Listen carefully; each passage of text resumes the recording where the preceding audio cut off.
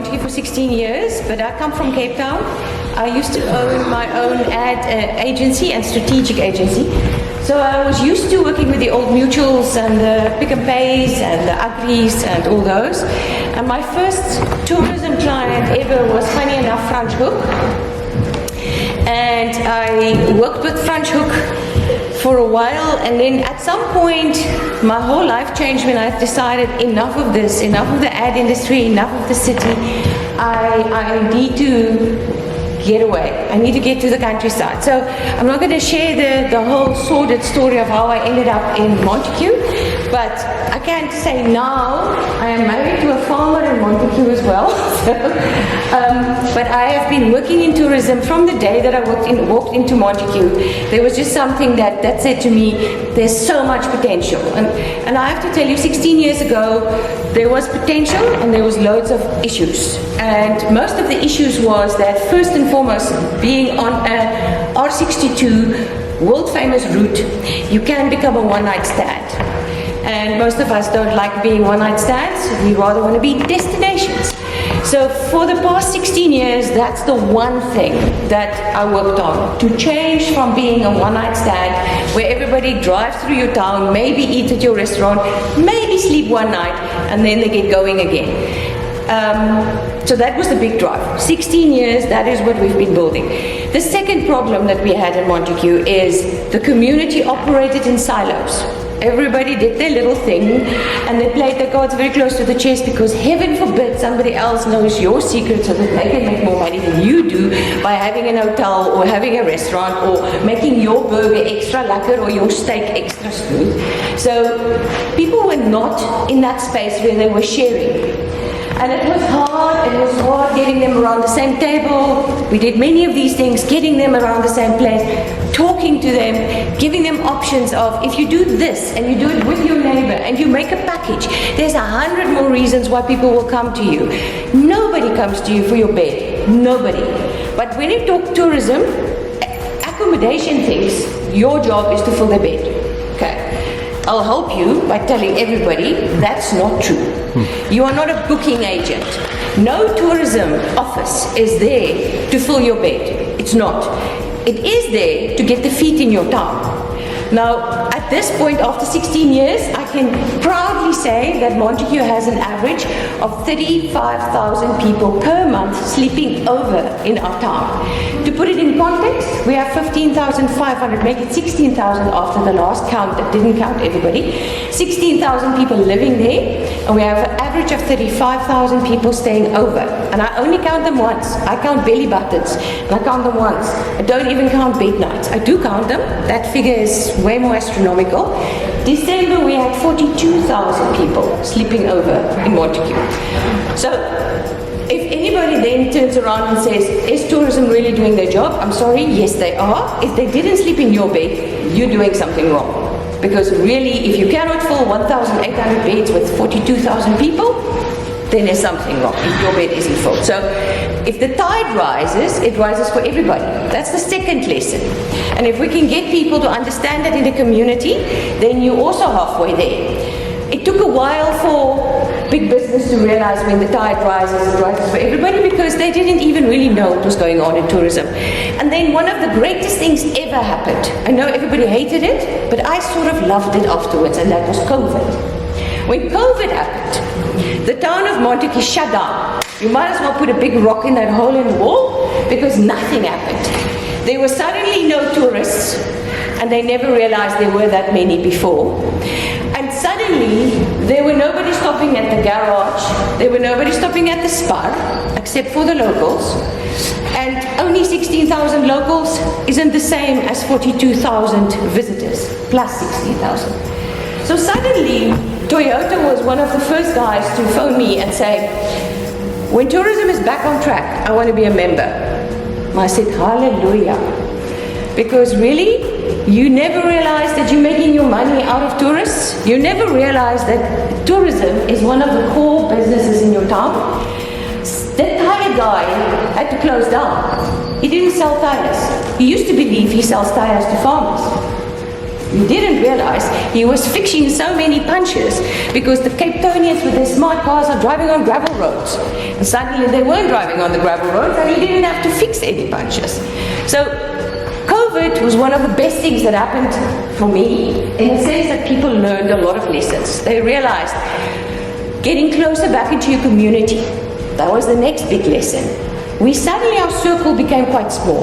The whole time people dream tourism and they talk about overseas and if I can get another foreign visitor and if I can get another foreign guy that is willing to pay 25,000 Rand a night or maybe what is it nowadays at Sambona, 40,000 Rand a night, because that's my target audience.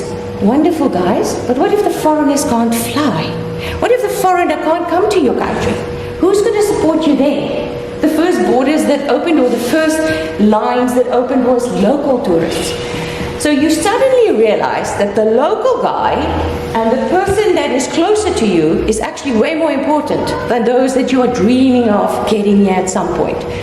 So all those life lessons was amazing. Community, start in the middle, start in your own circle. I loved how you called your garden a circle garden, because starting in a circle, you only have one way to go, and that's like that. Because you cannot go anywhere than actually just rippling out. So you throw that little stone in, start your circle, and the circle will just get bigger. You will see in my presentation, I'm not going to really work through it. I just used it because it was a lot of, I took some things out of my last year's AGM presentation that I did for our members. But one of our things that we decided that we're going to do is, we've all come in, we started working together, and what do we do now in the next phase? Make the circle bigger. Just keep making the circle bigger. So I'm here tonight because I want to make the circle bigger. Because Montagu is just one more town on the R62. And it's just one more beautiful small town. Exactly like Barrydale, exactly like Ladysmith, exactly like Robertson on the other end. These are all gorgeous towns. So how do we become stronger as we sell all of these places? You do not have to fly overseas. I was at the Namibian Tourismus Expo and we had all these pictures up. And somebody came to our stall without actually seeing that we're standing on the Cape Winelands stand, because we technically fall in the Cape Winelands. I know you guys fall in the next one. And they looked around and they said, where's this? This looks like France, but then the next one looks like Holland. And I'm like, that's exactly it. The whole world in one fairly small area. You don't need to go to France to see the same beauty that you can see in these areas. You don't have to go to Holland. You don't have to hop onto 200 planes and add to the problem by flying around. So, sorry, let's look back one. So, our presentation that we did at the last AGM was all about tourism for good. The days that tourism is about a person sitting in a little office and giving you flyers is long gone. If it is still happening, that's exactly why they're closing. So we are not about handing out flyers. We are not about, sorry sir, how can I tell you where the nearest restaurant is? That's not what we're about anymore. Tourism is now something that has turned the whole world around, and it is something that can save your time. Because if you're doing tourism for good, you are actually working with an entire town. So it's about a team, a community, a collaborative effort, and then building resilience. That was the other nice thing that COVID taught us. We realized we're not as tough and as resilient as we thought we are. We thought, I'll always have business. No, if your business is tourism, you won't have business if people can't travel. You won't have business if you can't open your door for somebody and you can't have two people sitting too close in a restaurant. So travel and tourism is a powerful force for good. And these are some of the things that we are seriously all about at the moment. Creating economic and social value, sustaining jobs, supporting businesses, and boosting inward investment. I call that inward investment because I think it is extremely important, and COVID again taught us that. Local is lacking. I get so annoyed if I see some of the farm tinies getting in their cars, driving all the way to Worcester Mall, and they could have bought all of that right there in their own town, and maybe as far as Robertson. They didn't need to go to Worcester. Quite frankly, some of them are so smart, they don't do Worcester, they do Tiger Valley. So we need to start learning to support local. Post-COVID, obvious, and that resilience in tourism became obvious. I'm not going to go into this. This is very small, but I had to put it in small type, otherwise I would have used 7 slides.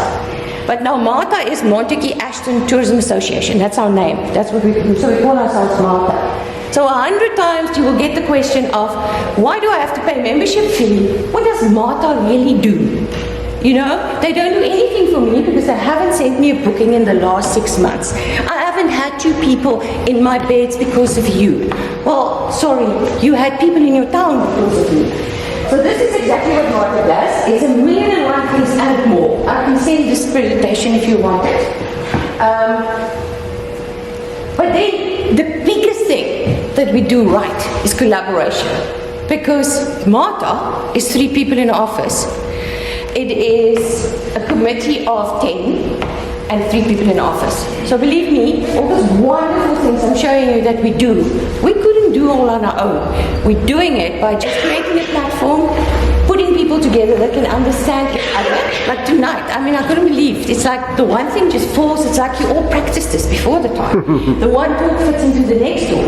So you already naturally have a community that is working together, that is understanding together, and now it's really just getting that one goal and going there.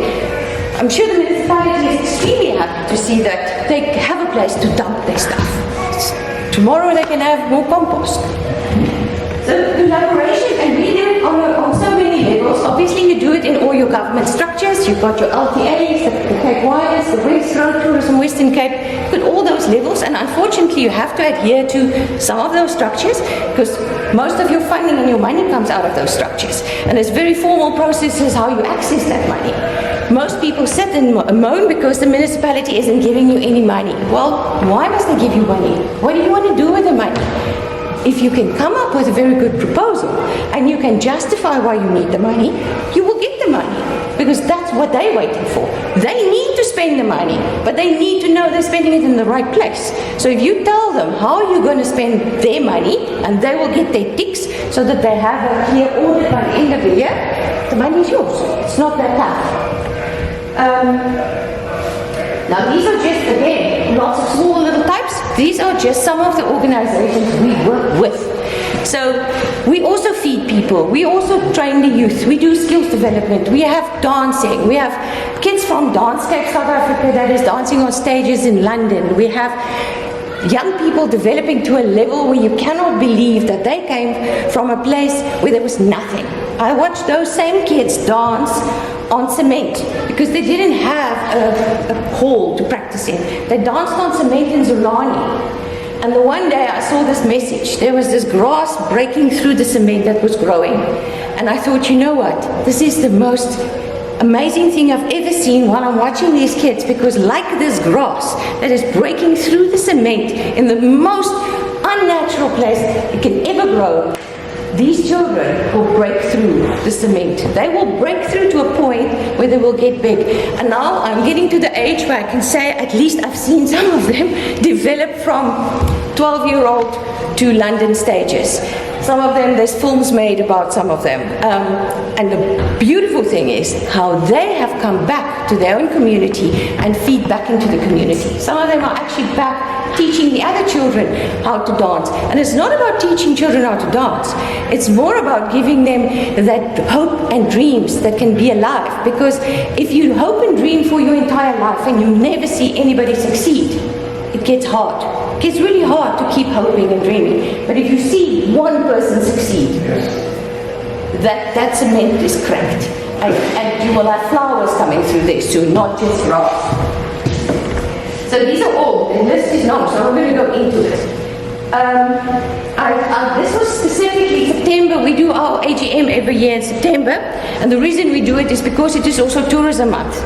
And I think a lot of businesses and areas forget that Tourism Month is the time when everybody needs to focus inwardly on their own space and on their town. So one of the things we do is we have a local is like a tourism in Durban. We don't fly to Durban, we do our own tourism in Durban because it's extremely important that the people in the area knows the other people in the area.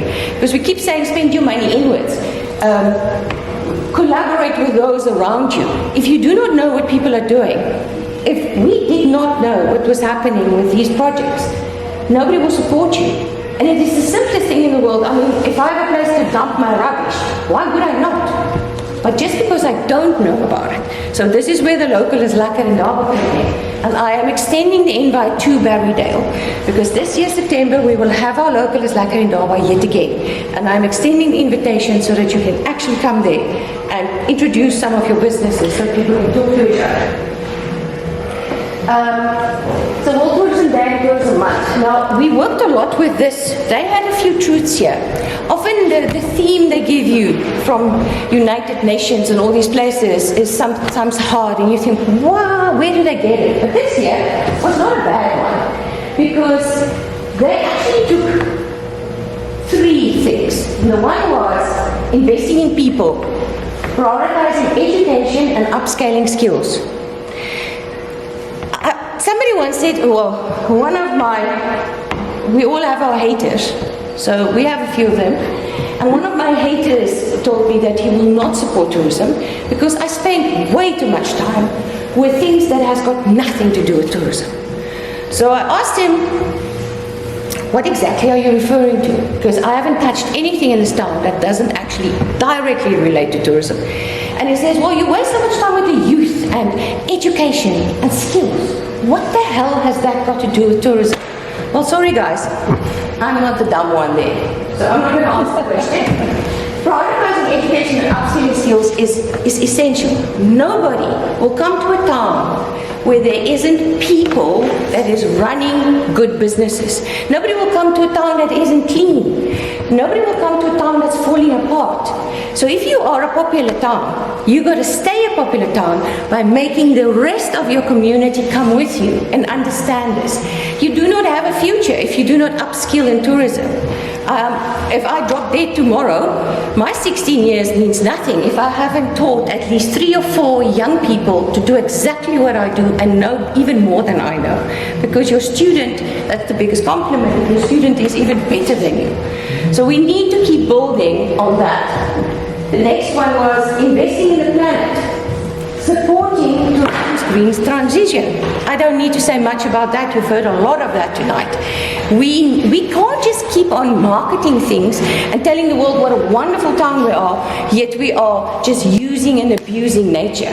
I often talk about Dubai and I get the shivers when I say we are so the opposite. You can actually come to us and put your hands in a real river, not a fake one that got like led into the desert, or a plastic building, or high-rise. Sorry, I know you will be. But it is so completely different from the authentic life that we have in the countryside. And that's what we have to market. We do not need to put a high-rise building. In fact, if I can see a major high-rise hotel in either this town or my town, I would actually move, because then it's too late. Then I need to leave. Because we are selling authentic experiences. People are leaving the city weekend after weekend to get away from the city, the rat race, the noise, the buildings, the high-rise. They want to actually start experiencing things that feels like real life. And that is often what you hear. People will come to your town, and when they leave, they will say, shit, I only stayed 3 days. Next time I'll stay longer. But in those 3 days, I felt like I had a 2-week holiday. Because it was completely... I really like what you're saying now, you know, that people come here for an authentic exactly. experience. Yes. Someone just asked me the other day, why would people come to Barrydale? And that is really... authentic. And Barrydale is so special and authentic in its own way. Yeah. All small towns are authentic. And what they need to start realizing is just find your authenticity and stick to your authenticity. You know, if you all walk barefoot in Barrydale, which looks like most of you do, then walk barefoot in Barrydale, because then that's one of the things people will come to your town for, because they will feel comfortable kicking their shoes off and walking barefoot. If you have something unique, I mean, what you guys are doing with these gardens, what you're doing with Net Footprint, I mean, I admire what you do with Net Footprint. I absolutely admire what you do with it. It is just stuff that I follow on a daily basis on Facebook. Luckily, I am seeing those. I might not see all your posts, but I do. But you have authentic things to sell, and that's where we need to focus. And leaving it in your hands to build tourism here's your authenticities. Don't lose it. Do not become French hook if you Barrydale. You know, they've told me so often and said, sure. Somebody in the tourism industry, very smart, and Lani, said to me one day, do you think Montagu is a tourism destination? I said, well, I don't think so. I know it's a tourism destination. He says, but not in any way like French hook. I said, no, thank God, not in any way like French hook. I agree with you. French hook has a busy main street. Everybody comes and eat in their fancy restaurants, spend their last bit of salary because one meal is quite expensive, eat in their restaurants, and go back home in Cape Town. They don't stay there. They don't experience the town for more than that. In fact, the mountain, the pass has been closed for heaven knows how long. Nobody even asks because nobody needs to go there. The big difference is our main street isn't busy. Why? Because people are actually somewhere around the area, on a farm, in a cave, biking, climbing. They are not on the main street because they're actually experiencing the actual town. One of the good things of our area, because of the mountains which you are sharing, the Langeberg is absolutely amazing. Montagu, for one, is like the 5th highest rated rock climbing destination in the world because of the mountains. And if you have that, you're sitting with it. Why are you not using it? That's what you got to use. So your mountain, your route, CNN listed the R62 as one of the top 5 routes in the world. The only South African route on that list. So we are often also always looking what the others are doing. No, but you know, they're the garden route and the Vescus route. The Vescus is the Vescus. I'll visit it when I feel like seeing fish. And the garden route is the garden route. I'll go there when I want to see the garden route. But where do I want to stay? Where do I want to plant my roots? Here. Here where Mother Nature probably would have lived herself if she had a choice. Okay. Investing in prosperity, that's the next point. Fostering innovation and entrepreneurship. Very important. You also cannot just sit back and say, okay, I've got the mountains, I've got the gardens, I've got the freedom of walking without shoes, I'm cool down. No, you've got to innovate because tourism changes, people's needs changes, trends change. Now, one of my passions, and always has been because I had my own ad agency and I concentrated on strategy work and trending. So I follow trends because a trend, by the time we hear of it, it's already old news in America, but at least we're a few years behind. So by the time we hear of a trend, we need to prepare for that. We need to know if you do not grow somewhere along this trend, we're going to be in trouble. If you think of people traveling alone, we had this discussion shortly the other day. There is a major trend of people traveling individually. What does our tourism places do? They charge you double as much because you don't have a partner. You're sleeping in my bed, you will pay for 2. We need to start realizing who is traveling and why are they traveling. Long stay caravan.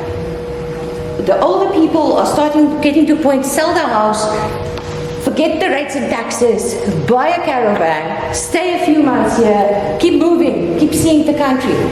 Most caravan parks won't allow you to stand longer than a month, maximum, if you're lucky.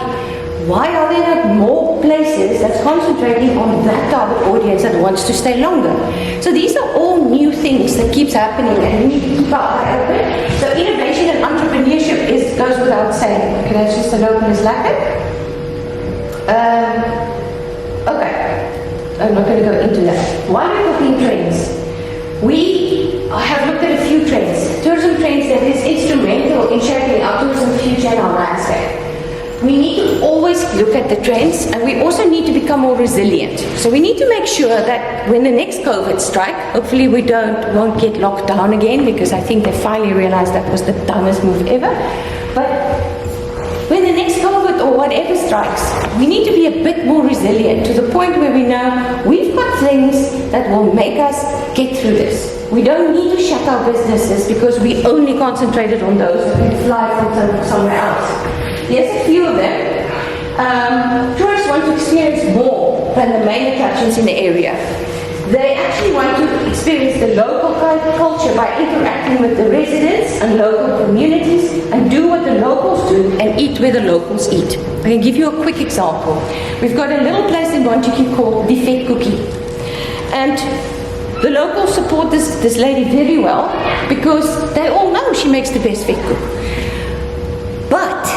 she joined tourism because she said, I want more than the locals to know that I makes the best fig cookie. And it was interesting. I put a few ads out of the fig cookie, and they must go and try the fig cookie. She literally after 2 weeks said, okay, just hold on to those ads for a few weeks because it's a bit rough, because we did put it out when it was some of the busiest time in Montagu. So people were streaming there because they thought they just stumbled on one of the best kept secrets. Nobody told them before that this little shop and this lady makes the best fig cookie. So they thought it was the best thing ever. So we need to know that that's what people are looking for. Not the biggest hotel necessarily in town, not the biggest, most expensive restaurant. The place where you will go and eat. Where do you eat your fish and chips? I was actually thinking about it the other night when I bought fish and chips, thanks to Eskom.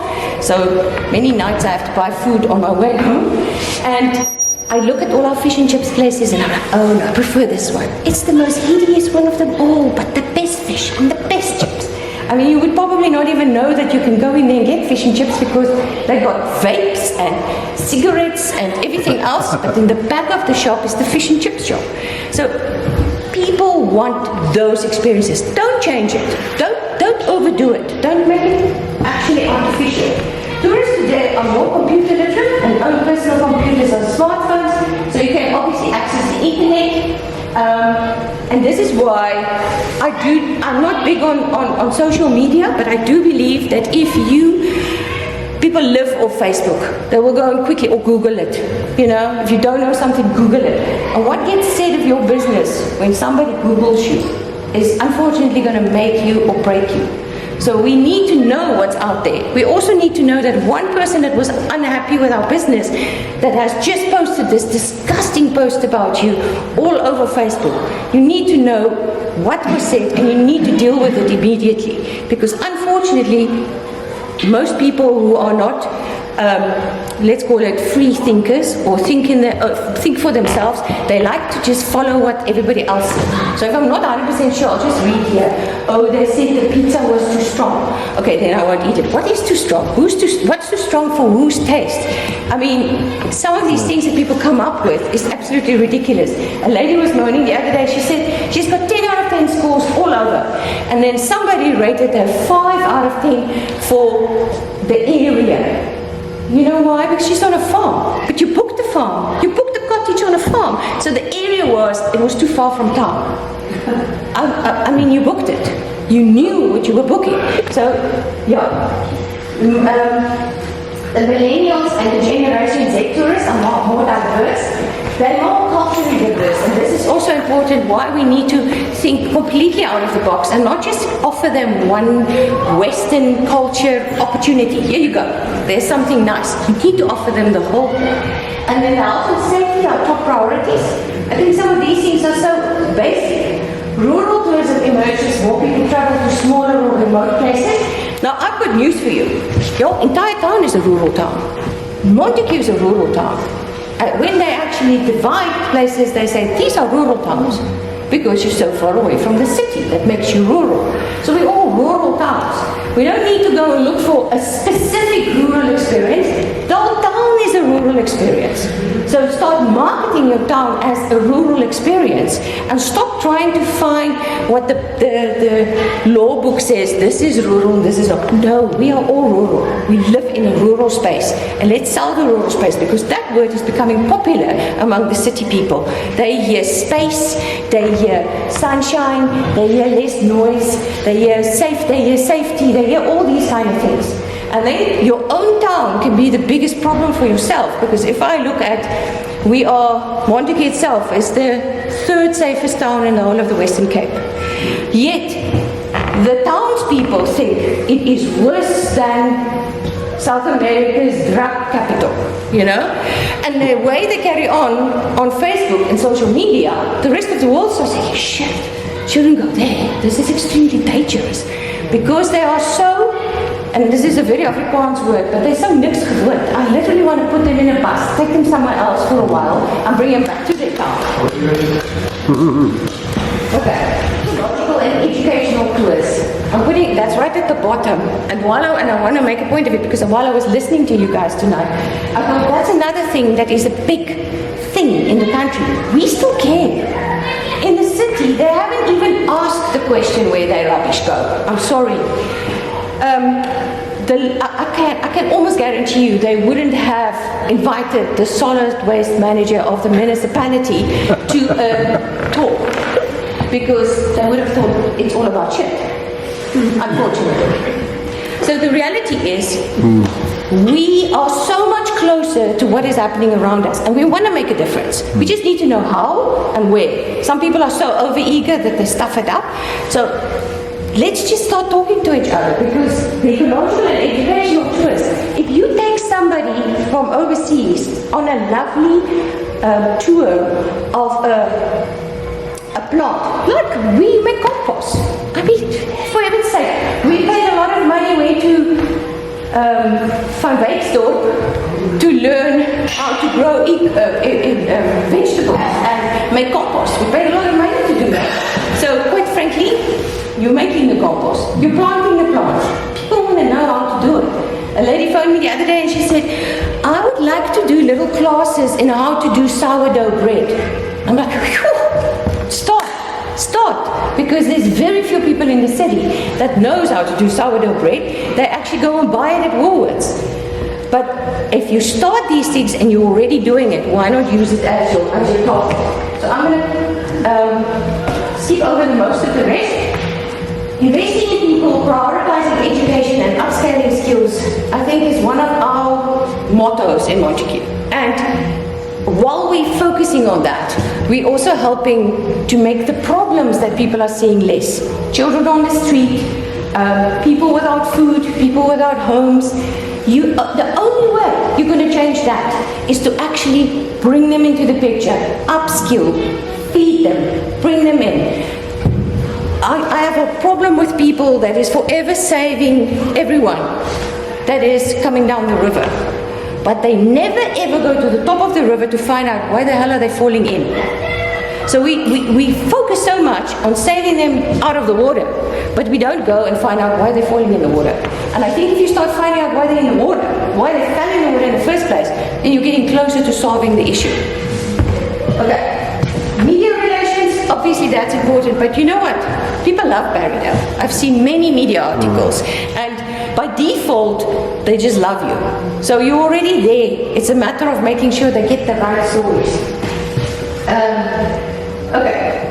Agritourism is just one of the things. I'm also extending our hand to you.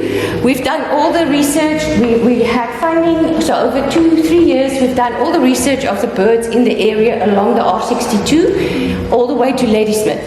So we've got brochures, we've got the endemic lists, we've got everything ready, so we will share them with you, because you can build agritourism on the R62 already with all the info we have available. Capitalize on being the gateway. That is the last slide I will talk about, because I think it is the one thing that we also have in common. Capitalize on being the gateway to the Clay Karoo and the heart of Route 62. You're literally, between our two towns, are basically the heart of Route 62. And I'm not the one saying it. Many media has said it. Many articles and TV programs that was featuring R62 features Montagu and Barrydale as the heart of Route 62. So we're there. We don't have to go far. And then there's my line, make the circle bigger. Collaborating further and wider and more focused to explore the gravel roads between here and the rest of the Karoo. It's a project we're working on. We've done it with Montagu Adventures, we've done it with Toasterford, Ladysmith, and now Barrydale. I know there's a brochure in production, using the same designer, using the lady from Montagu to help, because these are all gravel roads. And the reality is that we can travel gravel roads from Montagu all the way to Prince Albert without going on a tar road once. With your bicycle, with a 4x4, you can do this. Or even hike if you want to hike it. Then not the romance of the Karoo. There is just something about the Karoo. And I will always say that. There's a romantic thing about the Karoo that you cannot actually put in words, you can only feel it. And once you've felt it, you'll always come back. And there's this classic thing that says, you'll only cry twice in the Karoo, when you arrive and when you leave. And I really know that's true. Because you suddenly are so attached to what's going on around you, that there's a complete different... They always want to know why are people so friendly in the Karoo? Because they're happy. Because they actually really really happy. And they're happy because of what they got around them, not because what they can buy, or the next dress, or the next pair of shoes.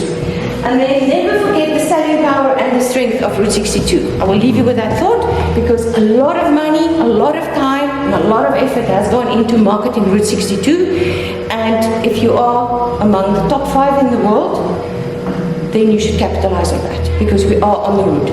Just beware that you do not become a one-night stand. So we're going to help you become a destination. Because in Barrydale, you can so easily drive down the main road, through the town, and say, okay, that was Barrydale. Yeah. There is so much more to Barrydale than the main street. Yeah. And it is getting them off the main street that's going to be your challenge. It is sharing the stories that's going to be your challenge, because there's no way that I wouldn't go and explore if I've heard these stories. Because you go and find it. You're going to find the people, you're going to find the things to do and see. So I want to leave you with that. These are just a few ideas, but we will talk a lot still. But that's just me, and that's how I do it. Wow, well done. I'm sure there are a lot of questions. Not a question, just a comment, because I've lived here now full time for about 4.5 years. Yes. And when people ask me one of the reasons why I love living here, I always say, because the economy here is not run on money, it's run on relationships. Cool. And I'll give you an example. Someone hacked my account and took all my money out, and I had already booked my car in to have a new sound system put in, costing 12,000 Rand. Yes. So I phone up the Swellendam Auto guys and I say, look, I'm really sorry, I can't pay for this at the moment. They said, never mind. Come in, we'll fit it in anyway, and you can pay when you're ready. And I mean, honestly, I said, but you don't even know me, and I live in Barrydale, I don't even live in Swellendam. No, not a problem. And I've had this many times where someone will say, no, you can just take it on trust, and if it doesn't work for you, bring it back.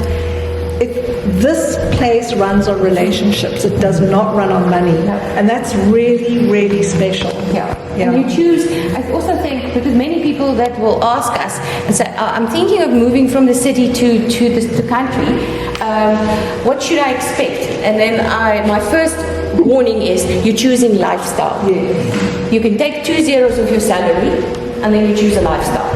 And if you've chosen the lifestyle, you will never be unhappy again, and you will actually realize that money isn't what makes the world. Sorry, question. Like the people in the Karoo are the most friendliest people. No, Because sometimes, like I've noticed, a car can go past in the evening, then it can go back in the evening.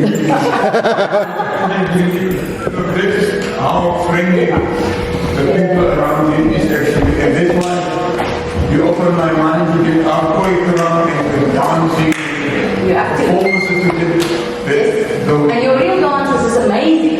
So they should be on world stages as well. And we can put them there. But first, let them live in the sand for a while. Okay, any other questions? For now? Okay.